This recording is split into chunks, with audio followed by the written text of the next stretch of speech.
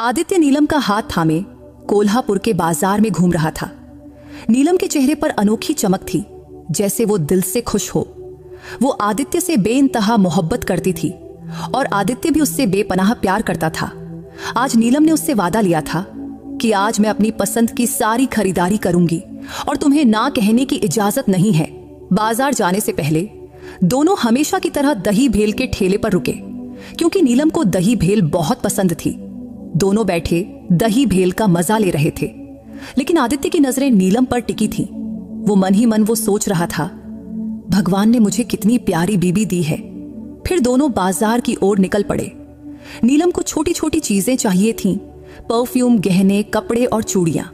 तो आदित्य उसे एक बड़े दुकान में ले गया जहां ये सब कुछ मिलता था। उसने वहां खड़े लड़के को इशारा किया, हमें आगे की चीजें दिखाओ। लेकिन अचानक नीलम बेचैन सी दिखने लगी। उसके चेहरे पर तनाव साफ झलक रहा था। उसने कहा, चलो ना आदित्य, मुझे यहां दम घुट रहा है। इतना कहकर उसने अपना चेहरा ढक लिया, जैसे कोई बड़ा सदमा लग गया हो। ये देखकर आदित्य हैरान रह गया। फिर पूछा, क्या हुआ तुझे? हम तो अभी अभी कोल्हापुर आए हैं, तूने तो कई सालों से कुछ खरीदा भी नहीं है। लेकिन नीलम ने रुआंसे स्वर में कहा, मेरा मन नहीं है आदित्य, प्लीज यहां से चलो। आदित्य को उसका व्यवहार समझ नहीं आया, लेकिन जैसे ही वो मुड़ा, उसकी नजर काउंटर पर रखी हरी चूड़ियां पर पड़ी। वो नीलम की नई साड़ी के रंग से बिल्कुल मेल खाती थीं। तो वो उत्साह में बोला, नीलम देखो ना, यही तो हम ढूंढ रहे थे ना, बस हाथ का नाप बता दो और ले लेते हैं। लेकिन नीलम ने सिर हिलाकर मना कर दिया। वो गंभीर स्वर में बोली, आदित्य मुझे वो चूड़ियां नहीं चाहिए, मुझे सचमुच यहां दम घुट रहा है, चलो। इतना कहकर वो पलटकर तेजी से बाहर की ओर चल दी। दुकान में खड़ा 20 साल का लड़का बोला, भैया क्या हुआ? आदित्य ने बस इतना कहा, कुछ नहीं भाई, और तनावग्रस्त चेहरे के साथ वह भी बाहर निकल गया। जब वे घर पहुंचे तो विवान और आकांक्षा, जो उनके बच्चे थे, वो अपने माँ बाप की राह देख रहे थे। तब आदित्य को लगा कि नीलम हमेशा की तरह पहले बच्चे को गले लगाएगी और बाजार की बातें बताएगी, लेकिन वो चुपके से अपने कमरे में चली गई। उसकी बेचैनी अब एक रहस्यमयी खामोशी में बदल गई थी। ये सब आदित्य को अजीब सा लगा। आखिर पल भर में ऐसा क्या हुआ कि वो इतनी चुप हो गई? तब आदित्य ने बच्चे को अपना प्यार और सामान देकर वो धीरे से कमरे में गया तो नीलम पलंग पर चादर ओढ़े लेटी थी। नीलम का यह बर्ताव देखकर आदित्य का गुस्सा पिघल गया। अब बस उसे चिंता थी, इसलिए वो उसके पास बैठा और बोला, नीलम सुनो ना, क्या हुआ तुझे? लेकिन नीलम चुप रही। तो आदित्य ने फिर से पुकारा, नीलम उठो ना, मुझसे बात करो। लेकिन वो वैसे ही पड़ी रही। तभी आदित्य उसके और करीब गया और उसे उठाने की कोशिश किया, लेकिन नीलम ने हल्के स्वर में कहा, आदित्य मेरा सिर फटने जैसा दुख रहा है, प्लीज मुझे थोड़ा अकेला छोड़ दो। इस पर आदित्य ने शांत स्वर में कहा, ठीक है नीलम, मैं तुझे तंग नहीं करूंगा, लेकिन इतना तो बता दो, दुकान में जाने के बाद तुम्हारा चेहरा और बोलने का ढंग इतना क्यों बदल गया? इस पर नीलम ने थके हुए स्वर में जवाब दिया, कुछ नहीं हुआ आदित्य, बस बहुत भीड़ थी, शोर था, ट्रैफिक था, तो दम घुटने लगा, इसलिए जल्दी बाहर आ गई। कोई बड़ी बात नहीं, सुबह तक ठीक हो जाऊंगी, तुम फिक्र मत करो। ये कहकर नीलम ने फिर चादर ओढ़ ली, लेकिन आदित्य वहीं खड़ा रहा, उसे देखता हुआ, क्योंकि जो वो कह रही थी उस पर उसका मन यकीन करने को तैयार नहीं था। कुछ तो गड़बड़ थी, कुछ ऐसा था जो वो बता नहीं रही थी और आदित्य समझ नहीं पा रहा था। उस रात आदित्य की आंखों में नींद ही नहीं आई और वो नीलम के लिए भी सबसे अजीब रात थी। उनकी शादी को 10 साल हो चुके थे, लेकिन ऐसा कभी नहीं हुआ था। नीलम हमेशा बच्चों को अपने सास ससुर के पास छोड़कर आदित्य के साथ बाहर घूमने निकलती थी, कभी खाने के लिए, कभी आइसक्रीम के लिए, तो कभी शॉपिंग के लिए। लेकिन घर लौटने पर बच्चे उसकी चारों ओर लिपट जाते थे। फिर वो हंसते बोलते उन्हें गले लगाती थी, कभी उनके स्कूल का काम देखती थी, जबकि आदित्य और उसके पिता रमेश टीवी देखने बैठ जाते थे और नीलम कभी कभी रसोई में जाकर कुछ मीठा बनाती।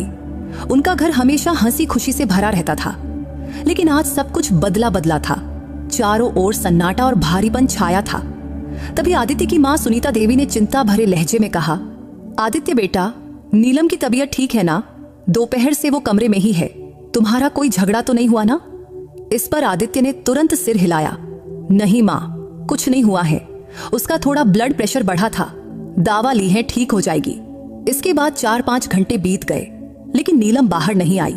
तो आदित्य कमरे में गया। तब नीलम बिस्तर पर बैठी थी और उसकी आंखें दीवार पर टिकी हुई थीं, जैसे कोई डरावना मंजर उसके सामने हो। आदित्य उसके पास बैठा और धीमे स्वर में पूछा, क्या हुआ नीलम? तू इतनी बेचैन क्यों है? मुझे बता, मैं गुस्सा नहीं करूंगा। नीलम पल भर चुप रही। तब उसके होंठ हल्के हल्के कांप रहे थे। फिर वो बुदबुदाई, सब मेरी गलती थी। आदित्य घबरा गया। कैसी गलती? तू क्या बोल रही है? नीलम की आंखों में आंसू छलक आए। आदित्य, बता दूंगी तो तुम मुझे कभी माफ नहीं करोगे। आदित्य ने चिंता से पूछा, मैं क्यों नहीं माफ करूंगा? तू मेरी बीवी है, बता तो हुआ क्या है? लेकिन जवाब देने से पहले नीलम अचानक चीख पड़ी। फिर उसने अपने सिर पर हाथ मारना शुरू कर दिया। ये देखकर आदित्य स्तब्ध रह गया। उसकी आंखों में पागलपन सा उतर आया था। तभी आवाज सुनकर सुनीता देवी, रमेश जी, आकांक्षा और विवान कमरे में दौड़े आए। लेकिन तब तक नीलम की हालत और बिगड़ चुकी थी। वो अपने बाल नोच रही थी। उसकी आंखों से आंसू और डर दोनों बह रहे थे। आदित्य ने उसके कंधों पर हाथ रखकर चिल्लाया, नीलम रुक जा, बच्चे देख रहे हैं, शांत हो जा। लेकिन उसका कोई असर नहीं हुआ। अब नीलम का पागलपन बढ़ता ही जा रहा था। तभी आदित्य बच्चों को लेकर हॉल में आ गया। तब सुनीता देवी नीलम के पास रुकी, लेकिन वो शांत नहीं हुई। उसका शरीर कांप रहा था और आंखों में वही पागलपन था। तो आदित्य ने फौरन डॉक्टर को बुलाया। डॉक्टर ने देखकर शांत स्वर में कहा, आपकी पत्नी पर लंबे समय से कोई मानसिक तनाव है, शायद कोई पुरानी घटना या गलती जिसे उन्होंने मन में दबा रखा है। अब उसी का असर दिख रहा है। फिर डॉक्टर ने नीलम को नींद का इंजेक्शन दिया और चले गए। बच्चे रोते रोते सो गए। आदित्य ने अपनी मां सुनीता और पिता रमेश को भी दवा देकर सुलाया और खुद सोफे पर लेट गया। अब उसके दिमाग में सब कुछ घूम रहा था। इतनी हंसमुख और खुशमिजाज बीबी अचानक ऐसी कैसे हो गई? उनकी शादी को 10 साल हो गए थे, लेकिन उसने नीलम को कभी ऐसी हालत में नहीं देखा था। कुल मिलाकर उनका विवाह सुखी था, घर में सबका प्यार था। तभी उसे एक घटना याद आई। शादी के 2 महीने बाद आदित्य की बहन कावेरी घर से भाग गई थी। उस वक्त नीलम बहुत डर गई थी, लेकिन बाद में सब शांत हो गया था। इसके अलावा कोई ऐसी बात याद नहीं थी जो नीलम को इतना परेशान कर दे। रात 1 बजे नीलम अचानक दहशत में उठ बैठी और चीखने लगी, आदित्य, वो जिंदा है, वो जिंदा है, तू समझ नहीं रहा। अगर उसे पता चल गया तो वो मुझे जान से मार डालेगा, तुझे भी नहीं छोड़ेगा। इतना सुनते ही आदित्य घबरा गया। कौन कौन जिंदा है? कौन मारेगा तुझे? आदित्य ने शांत स्वर में पूछा। लेकिन नीलम पसीने से तर थी। उसकी आंखों में डर भरा हुआ था।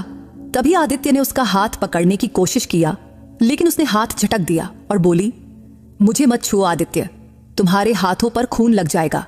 इसमें तुम्हारा कोई कसूर नहीं, लेकिन मुझे बचा लो आदित्य, मुझे बचा लो। तुम्हें तुम्हारी मां की कसम, मुझे बचा लो आदित्य। नीलम का कांपना बढ़ता जा रहा था। तब आदित्य ने किसी तरह उसे पानी पिलाया और एक नींद की गोली दिया। तो कुछ मिनटों में वो फिर सो गई। लेकिन आदित्य की नींद उड़ चुकी थी। उसके मन में सवालों का तूफान उठ रहा था कि नीलम किसके खून की बात कर रही थी। क्या नीलम ने किसी का खून किया है? नहीं, ये मुमकिन नहीं। वो तो भगवान में यकीन रखने वाली है, शांत, दयालु और स्थिर औरत है। आदित्य मन ही मन बुदबुदाया। तब वो ये बात मान नहीं सकता था, लेकिन उसका दिल बार बार कह रहा था कि कोई गंभीर राज छिपा है। तभी उसका मोबाइल बजा, लेकिन उसने उसे अनसुना कर दिया। तब वो हॉल में गया और अपनी मां से धीमे स्वर में बोला, मां, तुम थोड़ी देर नीलम के पास कमरे में बैठो, मुझे जरूरी काम से बाहर जाना है। इस पर उसकी मां सुनीता ने कुछ नहीं पूछा और चुपके से नीलम के पास जाकर बैठ गई। आदित्य ने गाड़ी की चाबी उठाया और बाहर निकल गया। रात का वक्त था, लेकिन वो सीधा उस दुकान की ओर चल दिया जहां नीलम की तबीयत बिगड़ी थी। वो दुकान 24 घंटे खुली रहती थी, इसलिए रात को भी खुली थी। ऊपर से दिवाली की त्योहार की सीजन भी था, तो इस वजह से देर रात तक भी भीड़ चल रही थी। आदित्य को इसकी परवाह नहीं थी। वो अंदर गया और चारों ओर नज दौड़ाया, लेकिन कोई जान पहचान वाला चेहरा कहीं नहीं दिखा। अब उसके मन में बेचैनी बढ़ गई। तभी उसने मोबाइल निकाला, नीलम का फोटो दिखाते हुए दुकानदार से पूछा, भाई, ये औरत आपको जानी पहचानी लगती है? उस दुकानदार ने शांत स्वर में सिर हिलाया, नहीं भाई, मैंने इसे कभी नहीं देखा। आदित्य ने हाथ जोड़कर कहा, प्लीज भैया, अपने कर्मचारियों से पूछ लीजिए। फिर उस दुकानदार ने एक एक करके उसने सभी कर्मचारियों को फोटो दिखाया, लेकिन सबका जवाब एक ही था, नहीं, हमने इसे कभी नहीं देखा। आदित्य ने आखिरी बार पूछा, क्या ये पहले कभी यहां आई थी? लेकिन फिर वही नकारात्मक जवाब। अब उसका मन और बेचैन हो गया, क्योंकि सवाल अब और बड़ा हो गया था। अगर नीलम पहली बार उस दुकान में गई थी तो उसे ऐसा क्या दिखा कि वो टूट गई? पहले उसे लगा शायद नीलम को वहां कोई जान पहचान वाला दिखा होगा, जिसके चलते वो इतनी जल्दी भाग आई। लेकिन ऐसा कुछ भी नहीं था। वो चुपचाप घर लौट आया। घर पहुंचते ही सुनीता देवी अपने कमरे में चली गई और आदित्य सोफे पर बैठ गया। लेकिन उसका दिमाग विचारों से भरा हुआ था। तभी अचानक एक ख्याल आया और वो सीधा स्टोर रूम में गया। वहां नीलम की पुरानी डायरी रखी हुई थी। उसे लिखने का बहुत शौक था, इसलिए अपनी जिंदगी की हर बड़ी घटना वो डायरी में लिखती थी। शादी से पहले और बाद में भी वो रोज लिखा करती थी, लेकिन बाद में व्यस्त जिंदगी की वजह से सिर्फ खास मौकों पर लिखने लगी थी। तब आदित्य ने डायरी के कई पन्ने उलट पलट किया, लेकिन कुछ खास नहीं मिला। फिर थक कर वो कमरे में लौट आया, लेकिन डायरी को अलमारी में वापस रखना भी भूल गया। फिर सुबह हुई। तब नीलम बिल्कुल सामान्य और शांत दिख रही थी, जैसे कुछ हुआ ही ना हो। तब आदित्य ने रात की बात का जिक्र भी नहीं किया और नीलम ने भी उस विषय को छेड़ने से परहेज किया। वो हमेशा की तरह बच्चों को स्कूल के लिए तैयार करने लगी, लेकिन घर में सबके मन में एक अजीब सा भारीपन था, क्योंकि उस रात का माहौल सबके दिमाग में था। इसके बाद 4-5 दिन ऐसे ही बीत गए। कोई उस बात पर बोला नहीं और नीलम फिर अपने रोजमर्रा के कामों में डूब गई। लेकिन एक दिन आकांक्षा आदित्य के पास आई। तब उसके हाथ में एक पुरानी डायरी थी। वो गंभीर स्वर में बोली, पापा, मुझे आपसे एक बात करनी है। आदित्य ने हंसकर कहा, हाँ बेटा, बोलो ना। तब आकांक्षा थोड़ी घबराई हुई लग रही थी। वो बोली, पापा, ये बात मैं घर में नहीं बता सकती, क्या हम बाहर चल सकते हैं? आदित्य थोड़ा चौंका। मन में ख्याल आया कि आखिर इतनी बड़ी बात क्या हो सकती है, लेकिन उसने सिर हिलाया। तो आकांक्षा ने फटाक से कहा, ठीक है, मैं जूते पहन लेती हूँ, लेकिन प्लीज मम्मी को मत बताना। आदित्य और हैरान हुआ। आकांक्षा जूते पहनकर आई और आदित्य ने गाड़ी की चाबी उठाया। नीलम ने पूछा, कहाँ जा रहे हो? तो आदित्य ने सहजता से झूठ बोला, आकांक्षा को स्कूल के लिए कुछ सामान चाहिए। ये कहकर दोनों निकल पड़े। रास्ते में थोड़ा आगे जाने पर आकांक्षा धीरे से बोली, पापा, क्या मम्मी कभी कोई गलती कर सकती हैं? आदित्य ने हल्के से हंसकर कहा, क्यों बेटा, और कैसी गलती? लेकिन आकांक्षा गंभीर हो गई और बोली, बड़ी गलती पापा, मतलब बहुत बड़ी। पापा, क्या मम्मी किसी को मार सकती हैं? तब आदित्य ने माहौल हल्का करने के लिए हंसते हुए कहा, हाँ बेटा, बचपन में उसने तुम्हारी पिटाई तो की थी ना। एक बार स्कूल से लेने आने में देर हो गई थी, याद है? लेकिन आकांक्षा नहीं हंसी। उसका चेहरा फीका पड़ गया था। वो पूरी तरह गंभीर थी। तभी आदित्य ने गाड़ी साइड में रोका और बोला, आकांक्षा, अब साफ साफ बताओ, क्या बात है? तब आकांक्षा कुछ पल चुप रही। फिर उसने अपने हाथ की डायरी आदित्य को थमा दी। डायरी को देखते ही आदित्य ने पहचान लिया कि वो नीलम की डायरी थी। उसने पन्ने खोलने की कोशिश किया। तभी आकांक्षा बोली, नहीं पापा, अभी नहीं, आप अकेले में पढ़ना, और प्लीज किसी को मत बताना कि मुझे इसके बारे में पता है। आदित्य सन्न रह गया। फिर बोला, आकांक्षा, तू मुझे डरा रही है। लेकिन आकांक्षा इस पर कुछ नहीं बोली। आदित्य डायरी लेकर घर लौट आया।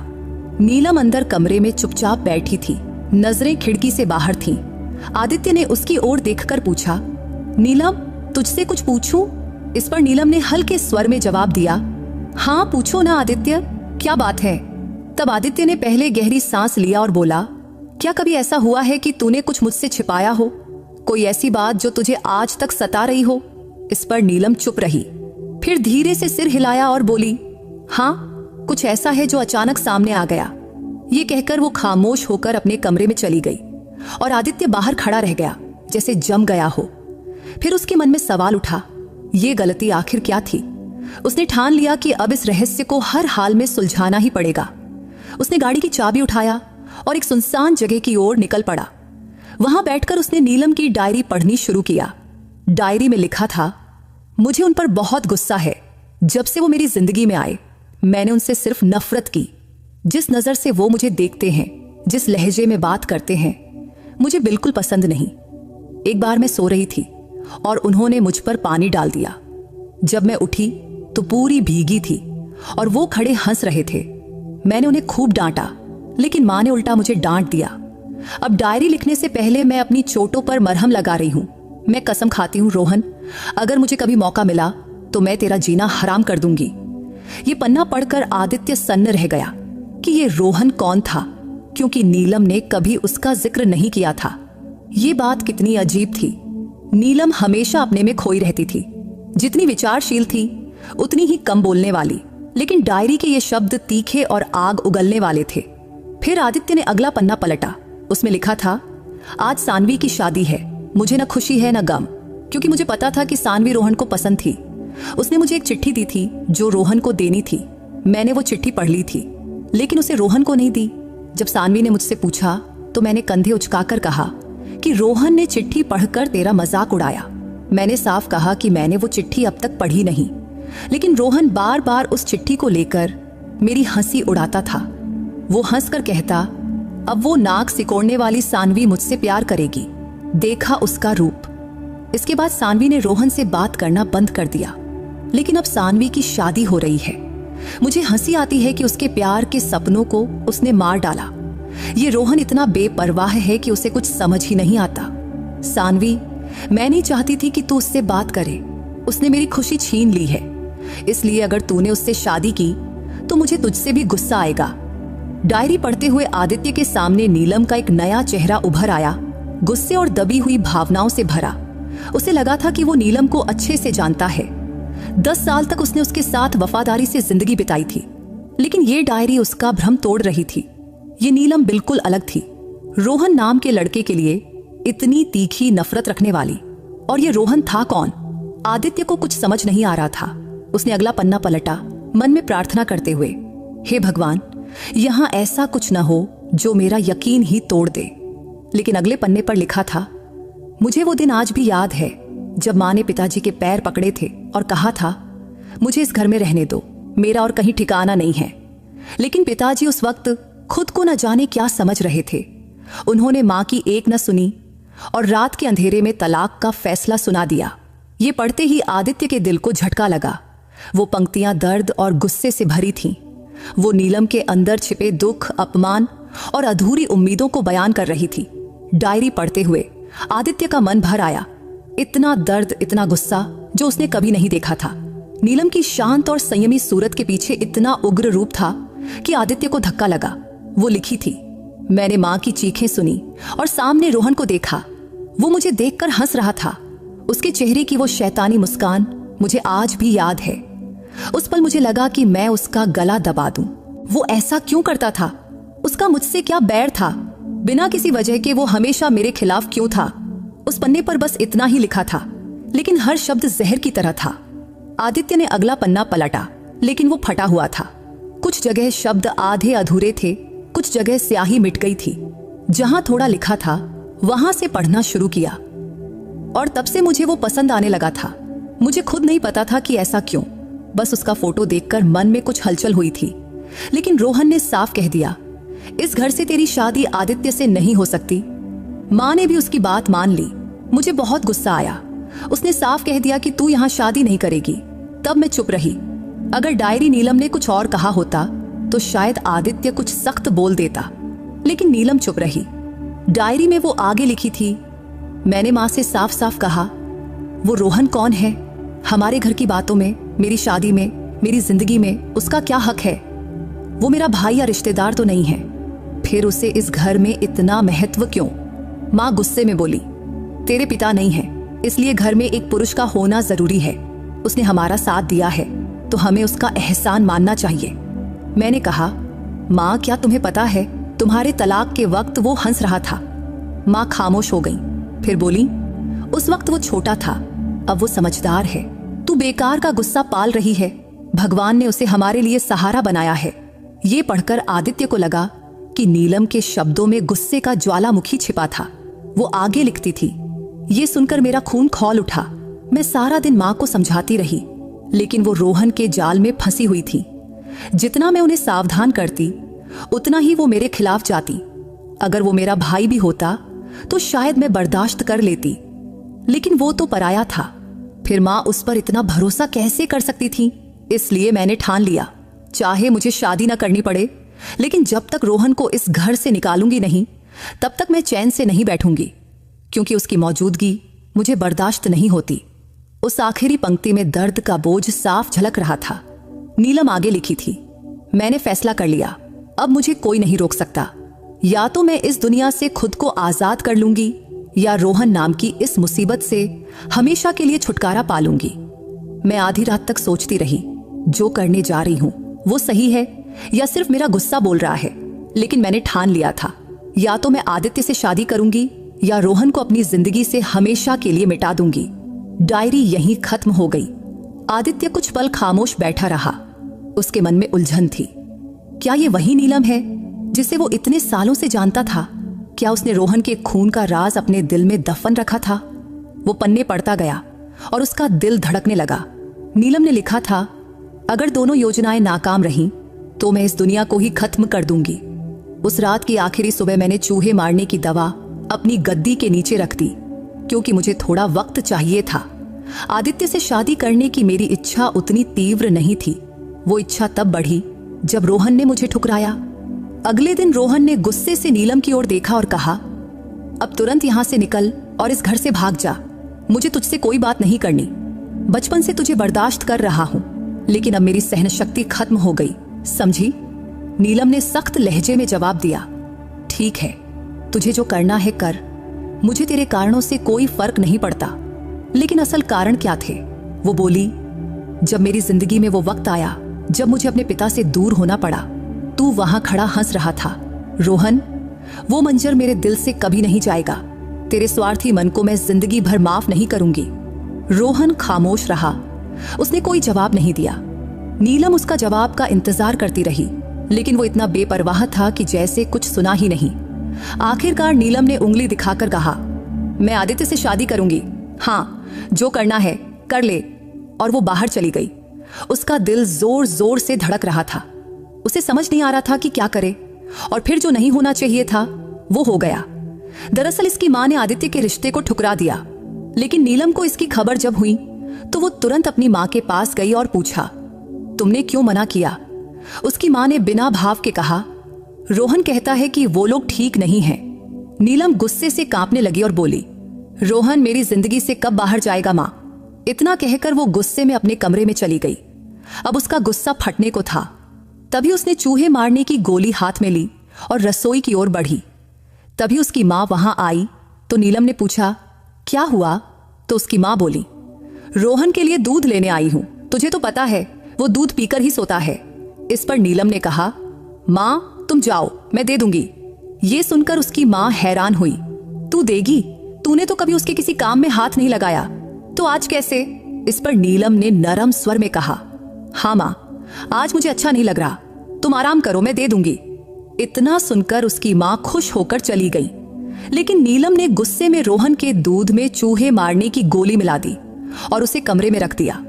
उस वक्त रोहन बाथरूम में था। नीलम ने राहत की सांस ली। तब उसके मन में आधा खुशी और आधा डर था।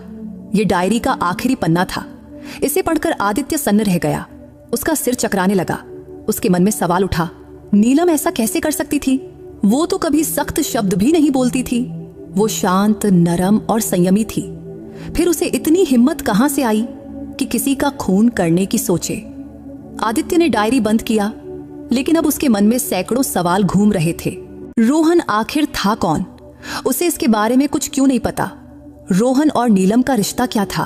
तब आदित्य गाड़ी स्टार्ट करना चाहता था, लेकिन उसके हाथ कांप रहे थे। जैसे तैसे उसने गाड़ी स्टार्ट किया और घर पहुंचा। उधर आकांक्षा ने ही डायरी पढ़ ली थी, तो घर पहुंचते ही उसने आदित्य को गहरी नजरों से देखा, लेकिन कुछ नहीं कहा। तब उसकी आंखों से साफ था कि वो भी चिंता में डूबी थी। तब 2-3 बार आदित्य ने उससे बात शुरू करने की कोशिश किया, लेकिन जब भी वो कुछ बोलने को हुआ, शब्द उसके गले में अटक गए। वो कुछ कह ही नहीं पाया, मानो उसका दिमाग पूरी तरह खाली हो गया हो।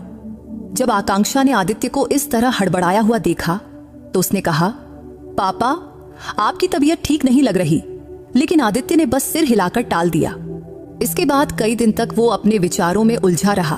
तब उसके मन में सवाल उठता कि क्या उसे नीलम से इस बारे में पूछना चाहिए, लेकिन ये सब तो उसकी शादी से पहले की बातें थीं। अब पूछने का क्या मतलब? वैसे भी अगर नीलम को कुछ बताना होता तो वो पहले ही बता देती। लेकिन अब इतने सालों बाद वो खुलकर जवाब देगी, इसकी कोई गारंटी नहीं थी। फिर आदित्य ने आकांक्षा से बात करने का फैसला किया, लेकिन आकांक्षा ने कहा, पापा मैं इस बारे में कुछ नहीं कहना चाहती, प्लीज पापा मेरा एडमिशन किसी बोर्डिंग स्कूल में करवा दो। फिर आदित्य ने उससे ज्यादा सवाल नहीं किया, क्योंकि उसे लगा कि शायद आकांक्षा अपनी माँ की वजह से घर छोड़ना चाहती थी। तब उसे समझ नहीं आ रहा था कि वो किस दौर से गुजर रहा था, क्योंकि तब उसकी बीवी और बेटी दोनों की चिंताएं मिलकर उसे पूरी तरह उलझा रही थीं। आखिरकार उसका सब्र जवाब दे गया। फिर एक रात उसने ठान लिया कि अब नीलम से साफ साफ बात करनी ही होगी। तब नीलम दूध गर्म करके रसोई में जाने ही वाली थी कि तभी आदित्य ने उसका हाथ पकड़ा और बोला, मुझे तुझसे बहुत जरूरी बात करनी है। इस पर नीलम ने कहा, आदित्य मुझे खाना बनाना है, मैं अभी आती हूं। लेकिन आदित्य का दिमाग टूटने की कगार पर था। उसने सोचा, अगर अभी नहीं बोला तो वो पक्का टूट जाएगा। वो बोला, नहीं अभी बात करनी है। फिर नीलम चुपचाप उसके सामने बैठ गई और धीमे स्वर में बोली, हाँ होला, क्या बात है? कुछ दिनों से तुम बहुत परेशान दिख रहे हो, मेरे साथ ठीक से बात भी नहीं करते। लेकिन आदित्य ने सीधे सवाल किया, वो रोहन कौन है? ये सुनते ही नीलम का चेहरा फीका पड़ गया। वो घबरा गई और बोली, तुम ऐसा क्यों पूछ रहे हो, कुछ हुआ है क्या? तब आदित्य ने उदास होकर जवाब टालने से खुद को रोक दिया, क्योंकि उसे पता था कि गोलमोल बातों से यह मसला हल नहीं होगा। इसलिए वो सीधे बोला, जिस बात के बारे में पूछ रहा हूं उसका साफ जवाब दो। लिए नीलम ने बड़ी चतुराई से टालने की कोशिश की, आदित्य मुझे उन बातों की कोई खबर नहीं, तुम किस बारे में बोल रहे हो? इतना सुनते ही आदित्य का गुस्सा भड़क उठा और वो बोला, वही रोहन जिसे तुमने चूहे मारने की गोली दी थी। इतना सुनते ही नीलम के हाथ कांपने लगे। फिर उसने शांत स्वर में पूछा, आदित्य तुम्हें यह सब कैसे पता चला? तुमने ये सब कैसे जाना? लेकिन वो आदित्य के सवालों का जवाब देने की बजाय उल्टा उससे सवाल पूछने लगी। तभी आदित्य ने गुस्से में कहा, नीलम ये आखिरी बार पूछ रहा हूं, बता दो रोहन कौन है और तुमने उसे मारने की कोशिश क्यों की? नहीं तो याद रखना हमारा रिश्ता भी टूट सकता है। इतना सुनते ही नीलम की आंखों से आंसू बहने लगे। फिर वो धीमे स्वर में बोली, आदित्य रोहन मेरा सौतेला भाई था। जितना दर्द उसने मुझे दिया उतना ही दर्द मैंने उसे लौटाया। लेकिन अब लगता है मैं ही उस दुख की असली वजह थी। आदित्य ने गहरी सांस लिया और बोला, सब साफ साफ बताओ नीलम, मैं अंदर से जल रहा हूं। ये सोचकर कि मेरी पत्नी एक खूनी हो सकती है, मेरा दिल खा रहा है। तब नीलम ने शांत स्वर में बताना शुरू किया, पिताजी ने दूसरी शादी की थी। हमें ये तब पता चला जब वो अपनी दूसरी पत्नी और बेटे के साथ हमारे घर आए। तब माँ ने बहुत हंगामा किया, लेकिन कुछ दिनों बाद एक हादसा हुआ और पिताजी और उनकी दूसरी पत्नी दोनों चल बसे और फिर उनका बेटा रोहन हमारे घर रहने आ गया। फिर नीलम ने आगे बताया, माँ ने रोहन को अपने बेटे की तरह अपनाया था, लेकिन मैंने उसे कभी स्वीकार नहीं किया, क्योंकि घर की हर बात उसकी मर्जी से होती थी। माँ को भी उसकी बात आखिरी लगती थी, मेरी कोई नहीं सुनता था। तब उसकी आवाज में दर्द था।